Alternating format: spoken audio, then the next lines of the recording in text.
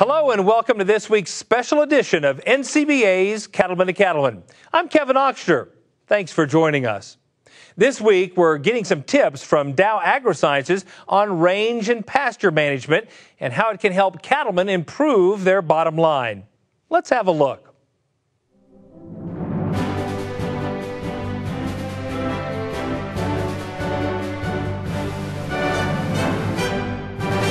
From a weather standpoint, 2012 was one of the toughest years many cattlemen have seen, as drought extended across a wider area than ever before.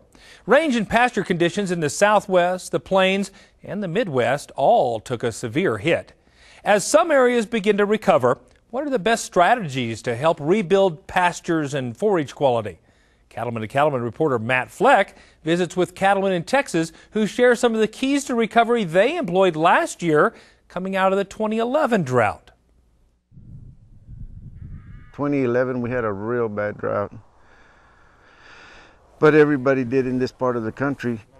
The drought of 2011 in Texas was, by most records, the worst one-year drought in history, at least recorded history in Texas. And so, without a doubt, it's played a toll on pastures and rangelands.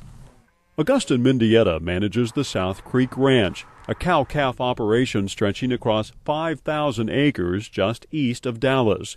Bob Payne is manager of the Bond Ranch near Sherman, Texas, and also has his own custom spraying business. Ranching where they do, drought certainly is no stranger to either cattleman. And while the drought of 2011 hit their grasses hard, these two ranch managers say many of the weeds held on through the dry conditions. It didn't seem to hurt it at all. In school they told me top growth is relative to bottom growth. So if that weed is hip high on me, it's got a taproot or a root that is 3 foot in the ground. Our grasses need the moisture, all the moisture they can get, and run broadleaf weed would take the moisture away from 5 grass plants. As the drought gets more severe, we do get perennial grass die-off, and that's when the weeds come in and start taking over, and that's when it will help to actually do some weed control in most cases to allow the plants to repopulate and to replenish. In managing through the drought, one big key for both these ranches was reducing the number of animals on their land before it became overgrazed. You need to be flexible on how you do stuff. I mean, you know, we've destocked early. We just destocked instead of feeding cattle, because you can't feed your way out of a drought. We destocked animals, so that helped out a lot.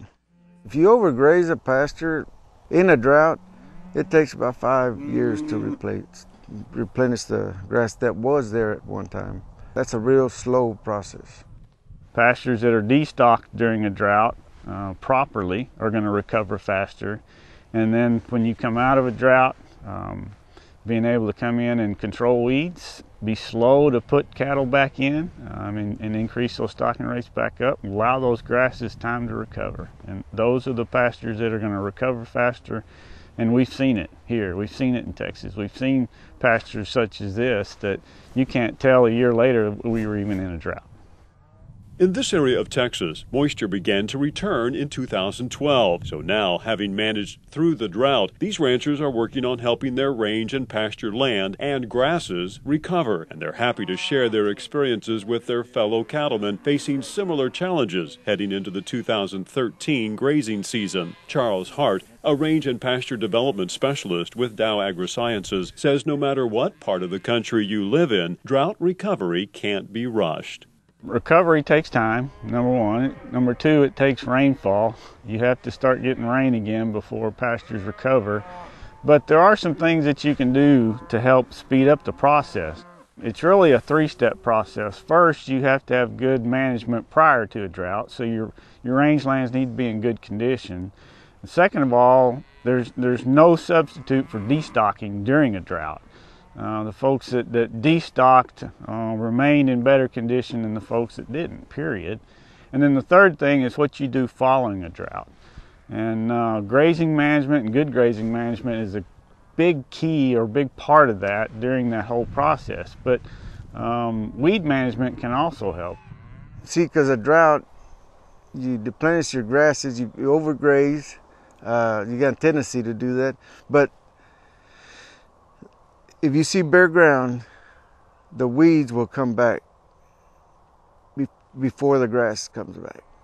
So when recovering from a drought, if you spray your herbicide, you won't have that problem.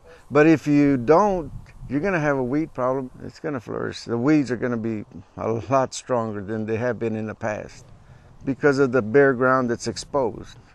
Anything you didn't weed kill through the drought, we'll go ahead and really try to spray it and take care of it and help it come back.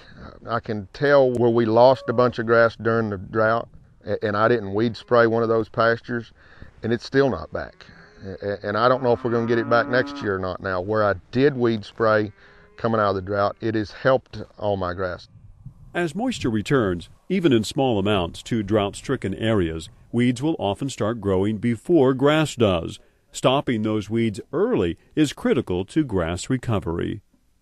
If you're getting enough moisture to grow weeds, and you're getting enough moisture to grow some grass, okay? So you've just got to ask yourself, do I want to grow weeds or do I want to grow grass? And if the answer is you want to grow grass, then if you're getting a little bit of moisture, then it would be beneficial to control those weeds. If you don't spray anything at all, it's going to get worse. If you can, I don't know how to really explain it. It's going to be, our weeds are going to get stronger because they're going to be coming above the grass, and there's a canopy over the grass. It's going to shade them out. If you get into the woody plants, they're going to come stronger because they're trying to survive just as much as the grass is. But if you apply your application of herbicide, you set everything back except your grasses, and they'll flourish. Basically, when you're coming out of a drought, there's really no better time to control weeds in terms of just the benefit you're going to get from that weed control. And it may not be that you just grow a ton of grass that particular year, but it's a recovery process that's going on, and you've got to give those forage plants the time and the moisture to recover. And weed control is going to help speed that process up. The value of weed control has been clear for Bob Payne. He's grazing twice the number of cattle on a pasture he was able to spray, which is right next to one he was not able to spray. And the difference in forage quality and recovery is dramatic. This is grass we've sprayed, and we don't have the weeds, and right across the fence they're hip high on me. Where we didn't spray, we got about half the grass of where we did spray at. And it just kind of varies, but yeah, you could probably cut it in half where we didn't spray.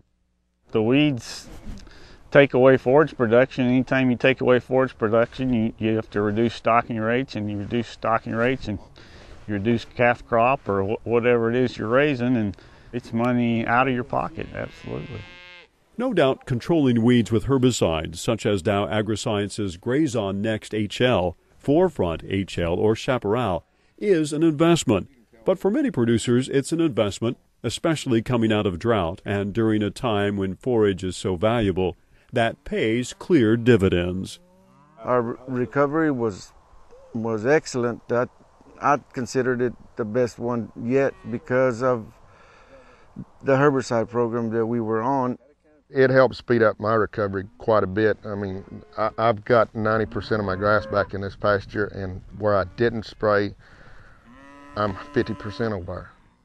Again, if you see that the weed pressure is suppressing grass production, that's the bottom line. If you control weeds, then you grow grass.